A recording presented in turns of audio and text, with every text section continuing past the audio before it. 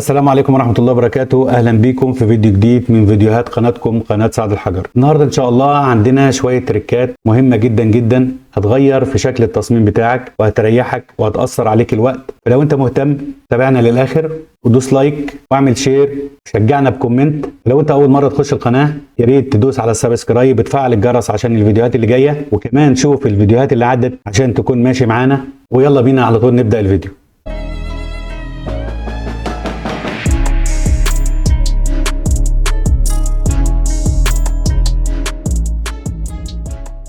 اهلا بيكم مره تانية. اول حاجه معانا الصوره دي فيها تحديين. التحدي الاول ان انت عندك الباك جراوند ابيض والصوره بتاعه القطه اللي قدامنا دي فيها ابيض، نسبه ابيض كتير جدا. فانت عشان تقصها الموضوع بيبقى صعب شويه، لان انت لو قصيتها بالطريقه العاديه اللي هي مثلا من سيلكت مثلا وجيت على سبجكت، يبدا البرنامج ان هو يحددها لك بنفسه بالشكل ده. وجيت عملت ماسك وجيت عملت لاير جديد واخترت اي لون زي ما انت شايف كده، قلت باك سبيس وجبته تحت وجيت بصيت على الصوره بتاعتك هتلاقيها مقصوصه بس مش مقصوصه القص المظبوط. في فرو هنا موجود، لازم يكون الفرو ده باين معاك برضو عشان تبقى انت قصيت قص احترافي. عشان نشوف الفرو اللي موجود ده هنيجي هنا على الماسك ونضغط شيفت ونضغط هنا كده ضغطه واحده، هتلاقي ان هو شال لك كل الفرو اللي بره ده. طيب ازاي بقى ان احنا نقص الفرو ده بطريقه احترافيه؟ هنيجي هنا على الماسك ده ونعمل ديليت للماسك ونبدا نقص بالطريقه بتاعتنا. في حاجه عندنا هنا اسمها شانل. الشانل ديت هي قنوات الالوان اللي موجوده في الصوره دي. الصوره دي ار جي بي زي ما انتم شايفين هنا كده، ار جي بي ريد جرين بلو، يعني احمر واخضر وازرق. طيب ازاي بستخدم القنوات دي ان هي تساعدني في قص الصوره دي؟ اول حاجه بدوس على اي واحده منهم واشوف التباين بين الصوره والباك جراوند، الاقيها ان هي ساحت في بعضها الابيض كتير جدا. اضغط على بعدها اشوف اغمقت شويه، يعني الصوره بقت اغمق شويه، في كونتراست بينها وبين الباك جراوند لكن مش كتير. اجي على الازرق، مش لازم يكون الازرق هو الاختيار، لكن هي الازرق هو طلع اغمق اختيار، ممكن انت تلاقي الرد اغمق. تمام، هو كميه الاحمر او كميه الاخضر او الازرق اللي موجوده في الصوره. تمام، فاحنا هنا كميه الازرق اللي موجوده في الصوره عاليه، فمن خلال كده ان احنا هنشتغل عليها. طب اشتغل عليها ازاي؟ اجي كده اخد منها نسخه من الشانل دي او القناه دي، واخد منها نسخه احطها هنا كده، هتعمل لي نسخه بالشكل ده. واجي بقى اشتغل عليها، ادوس كنترول حرف ال من لوحه المفاتيح وابدا اتابع الصوره بتاعتي. اجي هنا كده واضغط واسحب واغمق الصوره بتاعتي خالص زي ما انتم شايفين، بس ما اجيبش للاخر لان الصوره هتبوظ معايا من الاطراف بتاعتها. هاجي كده مثلا الدرجه دي مش وحشه، تمام، وبقول اوكي. هيفضل معايا شويه بواقي هنا اهيت. هجيب البروش واكون جايبها على الاسود بالشكل ده وابدا اغمق الاشكال دي او المناطق اللي هي الفتحه دي بالشكل ده، يبقى الصوره معايا كلها بقت بالاسود زي ما انتم شايفين كده. لو جينا كده بالسكرول كده وبصينا هنلاقي الفرو باين معايا تمام، لكن في حاجات كده بسيطه خالص بين الفرو وبعضه باللون الرمادي. ازاي اتخلص بقى من الشكل ده؟ ممكن اجي برضو بالكنترول ال وابدا افتح حاجه بسيطه خالص بالشكل اللي انتم شايفينه ده كده.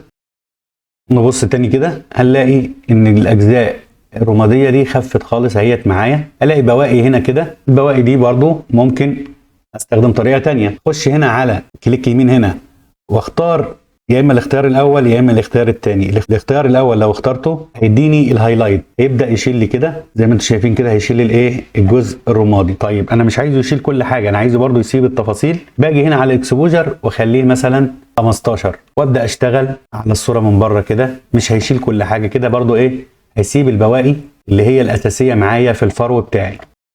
واخش هنا برضو نفس الحكايه، امشي كده الايه البروش بتاعتي كده بالشكل ده. اجي في الاجزاء اللي فيها رمادي وابدا اضغط عليها شويه بالشكل ده كده، يبقى كده ايه التحديد بقى عندي شارب خالص. اجي بعد كده اعمل لها سيلكشن. اجي ازاي اعمل سيلكشن؟ بدوس كنترول من لوحه المفاتيح واضغط على اللاير ده هنا في قلبه كده، هيبدا يعمل لي سيلكشن، بس هو عمل لي سيلكشن على الابيض ما عمليش على القطه. تمام، فاعمل ايه بقى عشان اعكس التحديد؟ كنترول شيفت حرف الاي من لوحه المفاتيح، هيبدا يحدد لي القطه بس. خلاص كده انا بالنسبه للبلو كوبي اللاير ده ما عدتش محتاجه، انا محتاج السيلكشن بس، فبشده كده واحطه في السله هنا. خلاص كده التحديد حوالين القطه بس. بخش على قائمه لاير واختار اللاير بتاع القطه، تمام، وباجي على الماسك بضغط عليه بتعمل لي سيلكشن بالماسك كده زي ما انتم شايفين. لما اكبر هتبص تلاقي التحديد زي ما انتم شايفين شارب كده. ممكن ان انا اتحكم فيه اكتر من كده. بضغط هنا على الماسك واجي على قائمه بروبرتيز، هنا في حاجه اسمها فيزر، ابدا ان انا انعم شويه بصوت خالص زي ما انتم شايفين بحيث ان هي تدوب في الارضيه كده. كنترول 0 تلاقي القص معاك بالطريقه دي. انا عايز اختبرها اكتر من كده، بدوس على اللاير اللي تحت وبختار قائمه ادجستمنتس، بختار حاجه اسمها هيو ساتوريشن، تمام، وببدا اغير الالوان بتاعه الارضيه واشوف القطه او الفرو بتاع القطه ماشي معاها ولا لا كلها، او مع الالوان كلها هتلاقيها ماشيه بالطريقه المظبوطه دي. طيب انا لو جبت صوره تانية خالص، طبعا الحاجات الساده بتبان فيها المشاكل، لكن الحاجات اللي فيها صور كتير واشكال كتير احنا هنلغي كده، هنلغي اللاير اللي احنا عاملينه ده خالص، وهنجيب صوره من عندنا، صوره يكون فيها الوان كتير، اي صوره إن كانت انت عايز تشتغل عليها هتاخد الصوره دي وتحطها في التصميم كده وتبدا تمشيها معاك كده باي طريقه، هتلاقي ان القص مظبوط وما فيش اي مشاكل.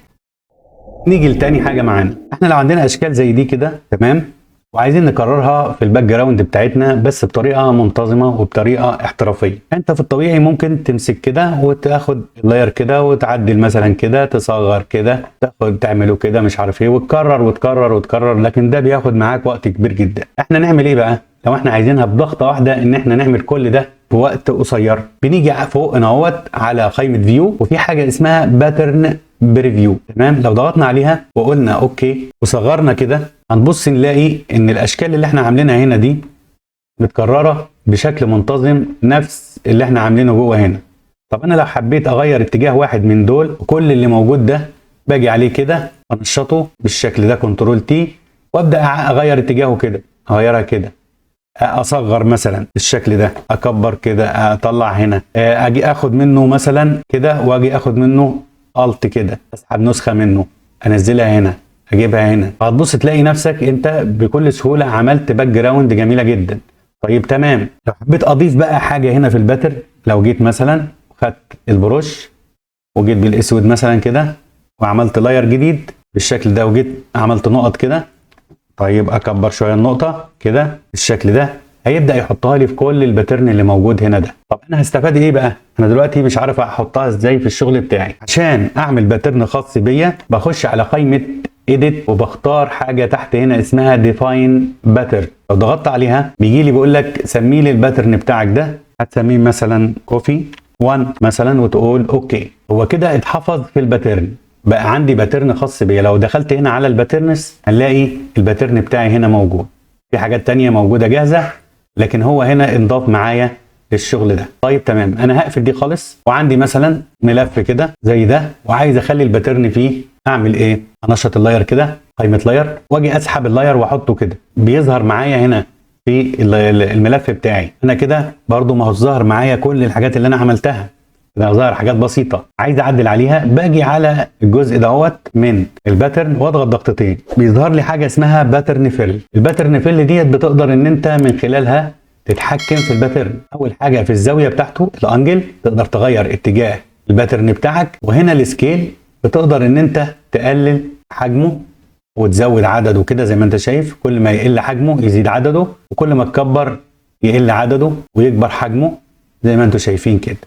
تمام. طب انا عايزها كده مثلا او كده، مفيش اي مشكله، بقول اوكي، ومنين ما احب اعدل اخش اعدل من هنا برضو تاني، ويبقى معايا كده جاهز للتصميم بتاعي احطه في اي باك جراوند الكوفي شوب او اي حاجه وبكل بساطه. ثالث حاجه معانا النهارده هي ازاي تحط اللوجو بتاعك مثلا على علبه بطريقه احترافيه. يعني انت مثلا لما تحب تحطها بالطريقه العاديه هتيجي مثلا تاخد اللوجو بتاعك وتيجي هنا كده وتصغره بكنترول تي ومع الالت وبتاعه وتظبط مثلا، وتبدا بقى ايه بالكنترول وتبدا تعدل المنظور بتاعها او البرسبكتيف بتاعها بالشكل ده. لو دوسنا انتر هنلاقيها برده مش مظبوطه 100%. في اداه عندنا ممكن من خلالها ان انت تقدر اللوجو بتاعك بطريقه بشكلها احترافي. الاداه دي في قائمه فلتر، هنيجي هنا على اللاير ونضغط كنترول ونضغط عليه هيعمل لي سيلكشن عليه، بعمل كنترول سي وكنترول دي طبعا عشان تشيل التحديد وتطفي اللاير ده خلاص، وتيجي تعمل لاير جديد هنا فوق كده ايه العلبه، وبتخش على قائمه فلتر وتختار حاجه اسمها فانيشنج بوينت او الت كنترول في من لوحه المفاتيح، لو ضغطت عليها بتظهر لك الشاشه دي. فكره الفانيشنج بوينت ايه؟ ان هو بيعمل جريد خاص بالعلبه بالجنب ده والجنب ده، بحيث ان انت تحط فيه بكل سهوله بالمنظور بتاعك. ازاي بقى؟ الطريقه بتاعته ان انت بتضغط كده ضغطه عادي خالص كانك بتضغط بالبنتول باي حاجه اداه سيلكشن، تضغط كده مثلا وكده كده انت عملت جريد خاص بالجنب ده. طب انا عايز اعمل جريد تاني، هل انا هبدا اضغط تاني واعمل كده؟ لا، انت بتدوس كنترول من لوحه المفاتيح وبتضغط كده وبتسحب بالشكل ده، ياخد هو الاتجاه بتاع العلبه التاني، وتبدا من هنا تكبر كده عادي خالص كانك على الفوتوشوب مش على الفلتر، وبتضغط كده وبتسحب الاركان بتاعتك كده ابقى بالشكل ده كده. طبعا طالما حمرا كده الخطوط دي قبل الاحمر معناها ان في حاجه غلط، فببدا انا اعدل لغايه ما تبقى الخطوط زرقاء بالشكل ده. كنترول زيرو كده انا عملت ايه؟ الجريد من هنا ومن هنا. ممكن اعمل هنا كمان لكن انا مش عايز اعمل هنا، انا هعمل الجنب ده والجنب ده. وطبعا احنا كنا عاملين للوجو كنترول سي، عاملين كوبي. طيب نعمل بقى كنترول في، هيبدا يجيني اللوجو هنا. اول ما اسحبه كده بيخش في المانيان بتاعه او بيخش في السايد اللي انت عايزه. تمام. طيب اصغره ازاي؟ كنترول تي عادي خالص برضو، وابدا اصغر اللوجو كده بالشكل ده كده مثلا، اجيبه هنا كده وابدا اصغره كده. تمام. انا جبته هنا. طب انا عايز انسخه هنا عادي خالص، الت واسحب احطه بالشكل ده هنا واقول اوكي. طيب انا في خلفيه بيضاء عادي خالص، بخش على الكالر مود واختار مالتي بلاي، وبكده يبقى انت حطيت اللوجو بتاعك بالشكل المظبوط، واخد الاتجاه والمنظور بتاعه مظبوط زي ما انتم شايفين كده. رابع حاجه معانا، احيانا بتختار صوره زي دي كده، صندوق او شكل معين وعايز تحطه في تصميم عندك، لكن المنظور بتاعه مختلف عن منظور الصوره. يعني الصوره دي متصوره بشكل معين وانت عامل تصميم بمنظور معين، فازاي تخلي الصوره دي تندمج مع المنظور بتاع التصميم بتاعك؟ اداه البرسبكتيف وورب او اداه تعديل المنظور. طيب قبل ما تشتغل على الصوره لازم تعمل خطوه مهمه جدا. الخطوه هي ان انت كليك يمين على اللاير نفسه وبتحوله كونفيرت تو سمارت اوبجكت. ليه بقى؟ اولا انت وانت بتعدل الدقه بتاعه الصوره او الريزوليوشن بتاعها بيضعف. ثانيا في شويه حاجات بتتعمل بعد ما بتخلص، لو حبيت تعدل على الصوره او تعدل على اللي انت عملته بترجع للسمارت اوبجكت وبتبدا تعدل عليه عادي خالص. لكن لو هي لاير مش هتقدر تعدل عليها. الاداه دي بتيجي اولا من قائمه ايديت وبتخش على حاجه اسمها برسبكتيف وورب. اول ما بتخش عليها بتجي لك الادوات اللي قدامك دي. اول حاجه اسمها اللي اوت، الجريد اللي انت هتحطه هنا او الشبكه اللي انت هتحطها هنا، هتيجي كده وتضغط وتسحب تعمل مربع كده على قد الايه الجنب ده مثلا، وبتاخد بقى من الاركان دي تبدا تعدل الشبكه بتاعتك كده او الجريد بتاعك كده على الجنب ده بالظبط كده. تمام. طب انا عايز اعمل هنا، بضغط واسحب برضه نفس الحكايه. حاول تقرب من الخط اللي هنا ده كده، هيزرق معاك كده الخط اللي في ايدك، تسيب بيلزق على طول في المكان ده. اوكي. وببدا بقى اخد الجزء ده كده اعدله هنا، والجزء ده برضه نفس الحكايه بعدله هنا. طب انا عايز اعمل من فوق، بضغط كده واسحب واسيب بيلزق برضه في اقرب حاجه له، وبتيجي دي كده اول ما يزرق كده تسيب بيضغط كده بيلزق مع الجنب التاني، وبتاخد النقطه دي وتحطها هنا كده. يبقى انت كده في مرحله اللي اوت خلاص ظبطت الدنيا تمام. لما تحب تحرك اي حاجه من هنا برضو تقدر تحركها برضو، بس بيتحرك كله مع بعضه لان هم اتربطوا مع بعضهم. لو جيت هنا برضو كده اهو بص تلاقي نفسك بتحرك الجريد كامل. المرحله اللي بعد كده مرحله التحريك بقى او مرحله تغيير المنظور اللي هي الورب. بتعمل ورب للشكل ده. اول ما تضغط على كلمه وورب هنا بيجي لك الخطوط اللي انت شايفها دي. لو مش حابب الخطوط دي تبقى موجوده معاك بتدوس من لوحه المفاتيح حرف الشيفت بتروح معاك، وانت ممكن تقدر تعدل منها برضو من غير ما تشوف. عايز ترجعها تاني بتدوس شيفت عادي مفيش اي مشكله. انا عايز اعدل الجنب ده هو يمشي مستقيم، يعني انا بعدل من هنا لكن من فوق مش مستقيم اهو، مش مظبوط مش ماشي معايا. انا عايزهم للنقطتين دول يمشوا معايا برضو. باجي ادوس على مفتاح الشيفت من لوحه المفاتيح ضغطه واحده كده يخليه الخط ده مستقيم، ولو جيت اخلي ده مستقيم برضو بضغط على الشيفت واضغط ضغطه واحده خلاص ده بقى مستقيم. لما احب اجي من هنا كده واسحب بيتسحبوا النقطتين مع بعض كده ابهم كده زي ما انتم شايفين. عايز اسحب هنا بجيبها كده كلها مع بعضها، النقطه اللي فوق والنقطه اللي تحت. عايز اصغر من هنا كده ماشي، عايز اخش كده عادي لان انا مش حاطط شيفت، دول الاثنين ثابتين اهم، اما دي هي اللي بتتحرك. كده احنا عرفنا ازاي طريقه تشغيلها. طيب انا كده خلصت، اعمل ايه؟ يا اما ادوس على علامه الصح دي يا اما ادوس انتر من لوحه المفاتيح. نيجي بقى للفايده بتاعه السمارت اوبجكت. بلاقي اللي انا عملته كله هنا تحت هنا اللاير بتاعي. لو ضغطت على العين دي طفتها بترجع لاصل الصوره، ضغطت تاني بترجع التعديل اللي انا عملته. وانا عايز اعدل على التعديل اللي انا عملته، بضغط ضغطتين كده على اللاير، يجي لي حرف الاكس ده معناها ان هو راجع تاني للايه، للمود بتاع الورب، وابدا اعدل زي ما انا عايز. تمام، عايز اعمل من هنا صح مفيش مشكله، خلاص كده انا اوكي. طيب تيجي نشوفه بقى عملي على صوره حقيقيه مثلا وعايزين نغير اتجاه. بينا نعدل الصوره دي، نخلي اتجاهها في اتجاه الطريق. طبعا الطريق زي ما انتم شايفين وهي ماشيه طالعه بره رايحه الصحراء لوحدها ليه مش عارف. باجي هنا طبعا انا قاصصها واعمل لها هنا ايه ماسك اهوت وبتاع، لا انا مش عايز الكلام ده. انا هعمل كليك يمين واضغط على كونفيرت تو سمارت اوبجكت، اتحولت معايا سمارت اوبجكت. بخش بقى على قائمه اديت زي ما قلنا قبل كده برسبكتيف وورب، واجي مرحله اللي اوت اضغط كده واسحب، واجي على الجنب ده او السايد اللي هو هنا ده واعمله كده، واخد بقى الايه النقط دي ابدا امشيها بمحاذاه العربيه، تكون موازيه للعربيه دي، وابدا اسحب كده واسحب كده. وطبعا لازم الخط ده يبقى موازي للعربيه من فوق كده، واسحب بالشكل ده كده، اجيب دي كده مثلا. تمام، واجي الجنب الثاني، طبعا انا عندي الجنب ده والجنب ده، واجي كده واسيب تلزق في بعضها، واسحب كده بحيث ان هي تبقى موازيه للعربيه من فوق، واسحب كده بحيث ان هي تبقى موازيه للعربيه من تحت كده. تمام 100 100 ظبطت اوكي. خلاص اخش على الورب، اضغط على الورب. انا عايز اخد الكابينه نفسها او وش العربيه خلي اتجاهه هنا، باجي على الخط ده وادوس شيفت من لوحه المفاتيح هيصفر معايا، هضغط عليه هيعدي لي وش العربيه اوكي. وهاجي على ده برده اثبته بقى، اعمل ايه؟ اضغط شيفت واضغط عليه هيظبط لي ظهر العربيه كده، واجي اسحب من هنا كده، يبقى هو خد وش العربيه مره واحده، ما عدليش من ورا حاجه، ما فيش حاجه باظت. وابدا اجيب دي كده برده شويه، انزل دي شويه كده اوكي. ممكن افتح دي كده سيكه، انزل دي سيكه. خلصت كده بدوس انتر من لوحه المفاتيح، يبقى بقت معايا فين؟ في اتجاه الطريق زي ما انتم شايفين كده اوكي. عايز اتاكد اشوف قبل وبعد، بضغط هنا شوف هي كانت ازاي وبقت ازاي. عايز اعدل بضغط ضغطتين وابدا اعدل في الشكل اللي انا عايزه او في الشكل بتاعي زي ما انتم شايفين بالطريقه دي، وادوس انتر من لوحه المفاتيح. خلاص كده الصوره معايا تمام. وبكده يبقى الفيديو بتاعنا النهارده خلص، لكن ان شاء الله فيديوهاتنا لسه ما خلصتش. ولو عجبكم الفيديو يا ريت ما تنسناش من الدعم، لايك وشير وسبسكرايب، وتدوس على الجرس على كل عشان يوصلك كل الفيديوهات اللي جايه. وختاما اللهم لا علم لنا الا ما علمتنا انك انت العليم الحكيم، والسلام عليكم ورحمه الله وبركاته.